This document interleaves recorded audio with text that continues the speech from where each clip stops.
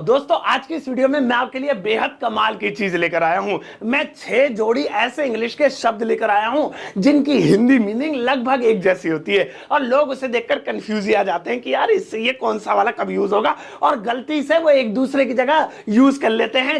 जो जहां होता है वो वहां यूज नहीं करते, दूसरा वाला कर लेते हैं। भाई यही गड़बड़ हो जाती है। देख ही रहे होंगे यहाँ पे जोड़ा पूरा। तो आज मैं आपको बताऊंगा इनकी सही सिचुएशन क्या है, इनको इस्तेमाल कैसे करना है और इंग्लिश स्पीकिंग में आप इनका सही प्रयोग कैसे कर सकते हैं। तो रेडी हो जाओ, हाथ मुंह धो लो, मैं तो धोया।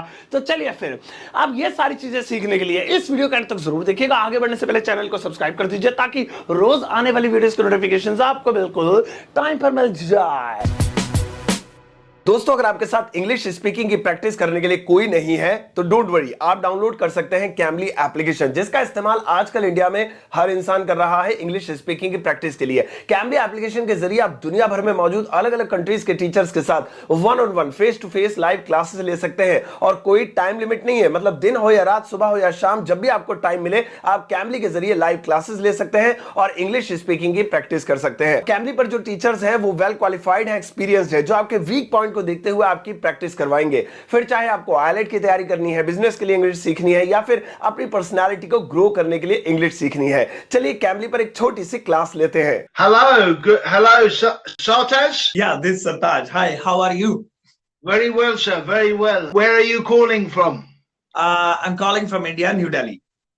New Delhi. Oh, okay. New Delhi. Actually, I have a very small question. Should I say I'm going to bath or I'm going to take a bath? I'm going to bath or I'm going to take a bath? I'm really confused. Which one is correct? Right, I'm going to take a bath or I'm going to have a bath. Okay. Right, you can also going to have a bath. I'm going to have a bath. Yep, going to have a bath. Calmly application को use करने के लिए जरूरत पड़ती है इसके subscription की, लेकिन अगर आप सिर्फ एक ट्रायल लेना चाहते हैं तो आप यूज कर सकते हैं मेरा प्रोमो कोड सरताज29, जिस पर आपको 99 रुपए की बजाय सिर्फ 29 रुपीज के सब्सक्रिप्शन पर ही 15 मिनट मिलेंगे इसे ट्राई करने के लिए। सो लिंक वीडियो के डिस्क्रिप्शन बॉक्स में है, डाउनलोड कीजिए कैमली और यूज कीजिए मेरा प्रोमो कोड। तो चलिए शुरुआत करते हैं इस वीडियो की। आज के दिन मैं आपको सिखाता हूं एक एक करके 6 जोड़ी इंग्लिश के ऐसे ऐसे शब्द, वर्ड्स के जिन्हें देखकर आप हिल जाते होंगे कि इनकी हिंदी तो एक जैसी है, यूज कौन सा कहूंगा। बहुत काम की नॉलेजेबल वीडियो, जरा ध्यान से देखना। पहला जोड़ा है catch versus hold. Catch versus hold. अब कैच वर्सेस होल्ड क्यों? क्योंकि इन दोनों का ही मतलब होता है हिंदी में पकड़ना। कैच मतलब भी पकड़ना, होल्ड मतलब भी पकड़ना, लेकिन यह समझ में नहीं आता कि कब कैच लगाना है कब होल्ड लगाना है। मैं पूरा टीचर धर रहा हूं यहां पे, आज आपको बताऊंगा। आप सुनो भाई साहब एक एक करके।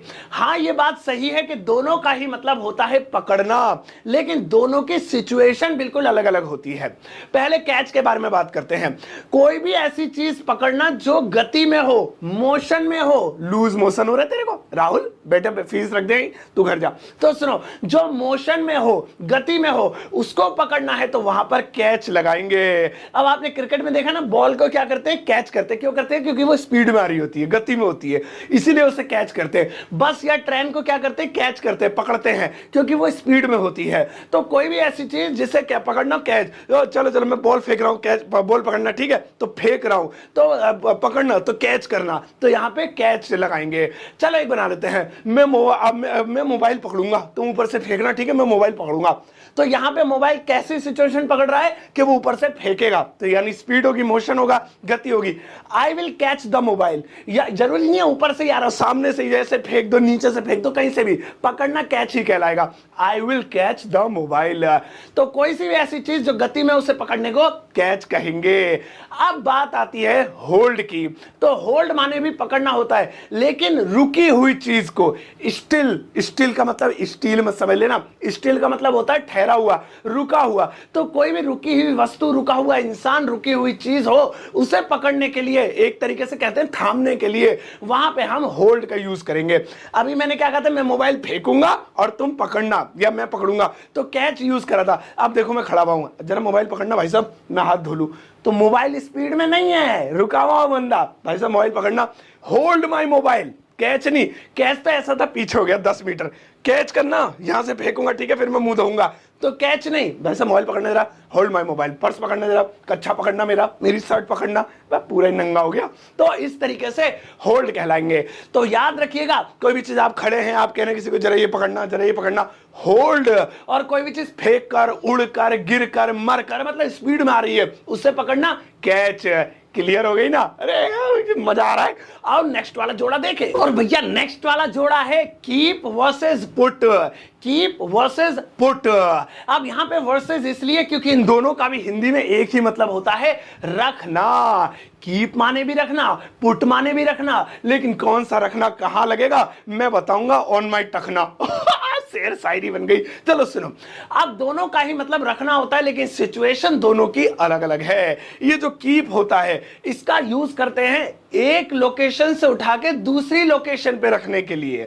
Pick from one location to another, यानी कि एक से उठाकर दूसरी लोकेशन पे रखने के लिए कीप का यूज करेंगे। जैसे मान लो आज सफाई कर रहे हो, अब कर रहे हो, अब वहां पे टेबल पे किताबें रखी हुई हैं, तो किताबों को आपने बोला राहुल किताबों को उठा के बेटा वहां मेज वो कुर्सी पर रख दो। देखो पहले ही रखी हुई है बेचारी, लेकिन खुजली इतनी हो रही है तुम्हारे कि तुम कह रहे हो वहां रख दो, तो एक जगह रखी हुई चीज को उठाकर दूसरा रख। Keep this books on the chair, keep this books on the chair, इन किताबों को उठाकर चेयर पर रख दो, तो कीप हो जाएगा।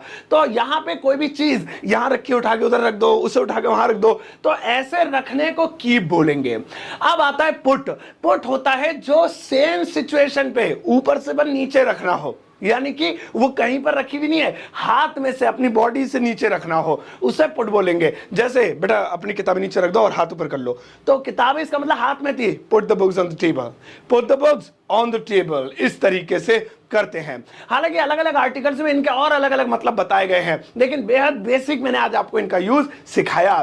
तो याद रखिएगा कीप और पुट का ये फर्क होता है। लेकिन एक जो है आर्टिकल के अनुसार ये बताऊं कि अगर आप इन दोनों में ये एक अच्छी चीज है, एक दूसरे की जगह यूज भी कर लें तो कोई दिक्कत नहीं है। चलो खैर, आओ अब नेक्स्ट वाला देखें। और भैया नेक्स्ट वाला है weep versus cry. Weep versus cry. अब वीप और क्राई भी वर्सेस हैं, आपस में एक दोनों की दुश्मनी है। क्यों दुश्मनी है? क्योंकि इन दोनों का एक ही मतलब होता है, और वो है रोना। यानी दोनों का ही मतलब रोना होता है, रोना। तो रोने को वीप भी बोलते हैं, क्राई भी बोलते हैं। लेकिन कुछ लोगों को लगता है कि क्राई माने तो चिल्लाना होता है ना, रोना का होता है। चिल्लाना भी होता है लेकिन रोना भी होता है, ये याद रखिएगा। चिल्लाने के लिए एक सही शब्द है शाउट, वो होता है चिल्लाना, लेकिन क्राई का मतलब एक्चुअली में रोना होता है। अब ये कौन सा वाला रोना कैसा है दोनों में, वो समझाता हूं।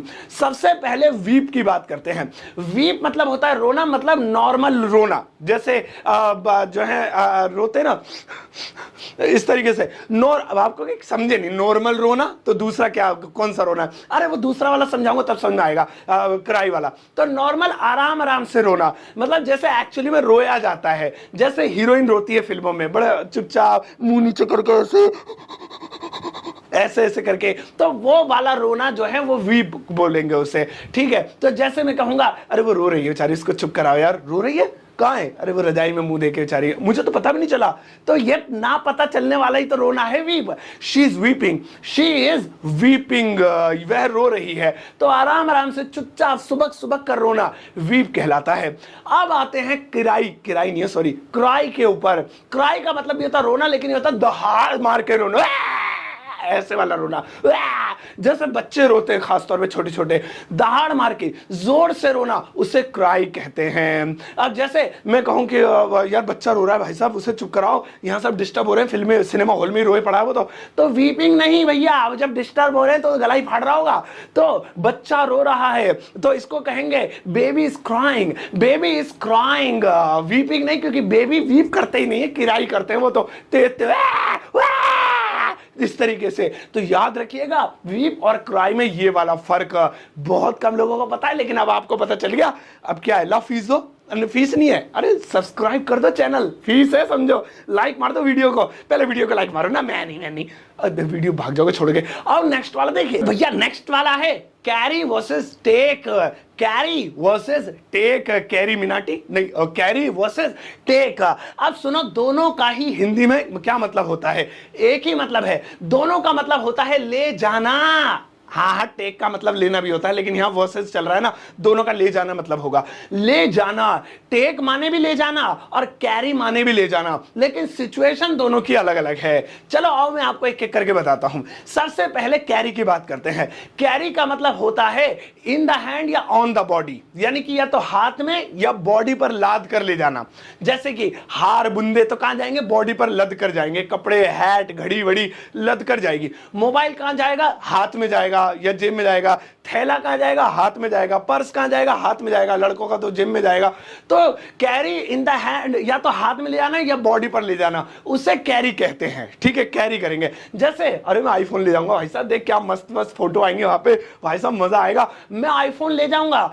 I'll carry the iPhone, I will carry the iPhone, यानी कि मैं आईफोन कैरी करूंगा। तो कोई भी चीज जो आप अपने साथ ले जाते हैं, जेब में रख के, बॉडी पे टांग के, कंधे पे टांग के, हाथ में, मतलब आपकी एनर्जी पर जा रही है, तो हर एक उस चीज के लिए कैरी लगाएंगे। झोला कैरी करूंगा, मोबाइल कैरी करूंगा, पर्स कैरी करूंगा, टीका मांग हार बुंदे दुल्हनी बन जा पूरा। तो हर चीज के लिए कैरी यूज करेंगे इन्हें ले जाने के लिए। लेकिन कोई भी ऐसी चीज जो आपकी एनर्जी पे ना जाए, नॉट ऑन योर एनर्जी, अपने पैरों से जाए, तो उसके लिए भैया कैरी मत लगाना, गलत हो जाएगा। जैसे मैं तुम्हें ले जाऊंगा, अभी मैं मोबाइल ले जा रहा था तो कैरी लगाया, लेकिन मैं तुम्हें ले जाऊंगा तो तुम कैसे जाओगे, जेब में, गले में टंग के, पीठ पे लटक के जाओगे, कैसे जाओगे बताओ, तुम ही बताओ, सच बताओ, दिल पे हाथ रख के।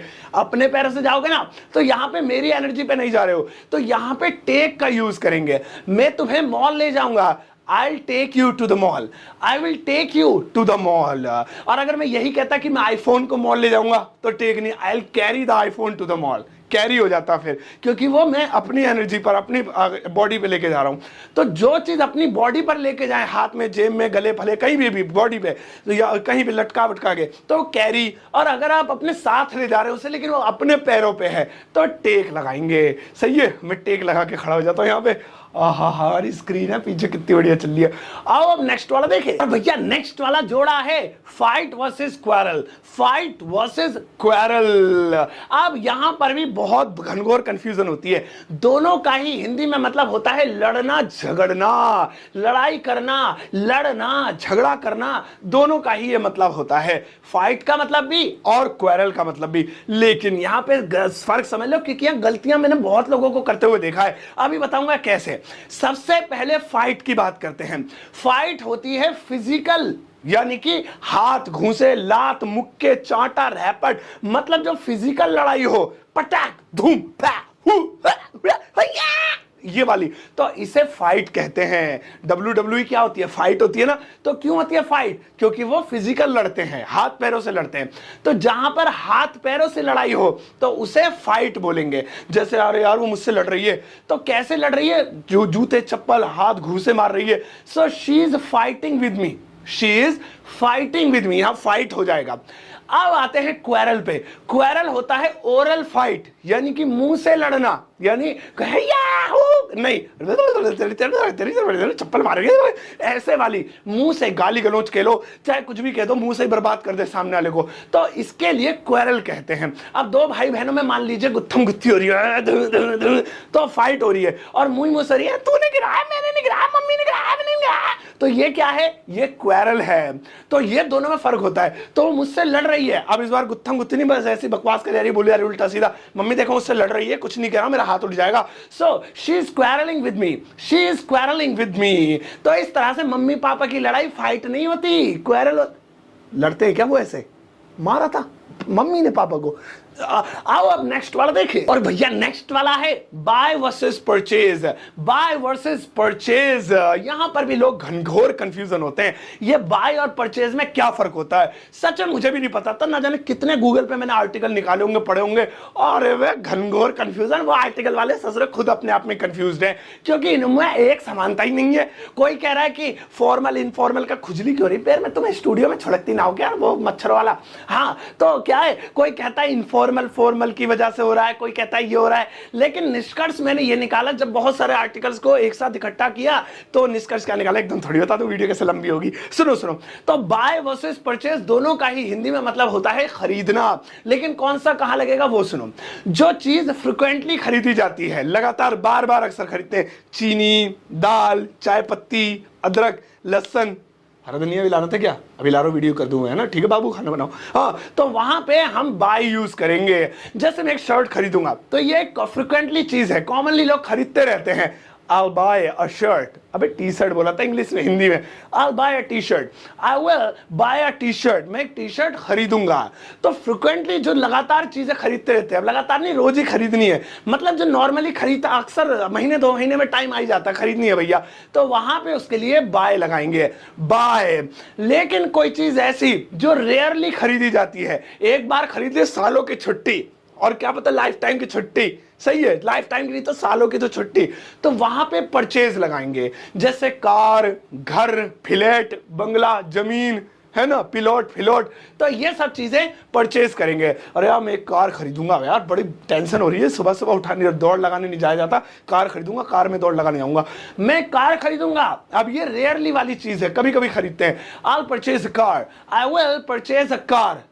इस हिसाब से अंबानी के लिए तो बाई होगा, वो तो रोज ही खरीदता होगा। चलो खैर, तो I purchase a car, I purchase a house, I purchase a flat in Mumbai, सकल टेक अपनी। तो इस तरीके से आप वहां परचेज लगाएंगे। लेकिन मैं आपको बता दूं, फिर भी अलग अलग आर्टिकल, ये कोरा पे मैंने पढ़ा था तो मैंने आपको फर्क बताया, अलग अलग जगह पे और भी इसमें कई फर्क है, मेन वाला यही रख लो। चलो ओके गाइस, तो आज के इस क्लास में इतना ही। आई एम श्योर आपको मजा आया होगा। मैं 6 जोड़ी ऐसी चीजें लेकर आपके लिए आया था जिनमें बहुत लोग कंफ्यूज होते हैं कि यार इसके बदले क्या लगाएं क्या ना लगाएं। अब आपको समझ में आ गया होगा। अगर आप चाहते हैं इसका पार्ट 2 तो मैं वो भी लेकर आ सकता हूं आपके लिए, क्योंकि अब इसमें बहुत सारी चीजें ऐसी हैं जो अभी क्लियर नहीं हुई है। लिसन वर्सेस हियर और स्पीक वर्सेस टेल, पार्ट 2 में लेकर आएंगे। तो अगर आपको पार्ट 1 पसंद लगा तो कॉमेंट सेक्शन में आपका स्वागत है। लेकिन आपके लिए एक होमवर्क है, लिखा रहती देर से तो देना तो बनता है।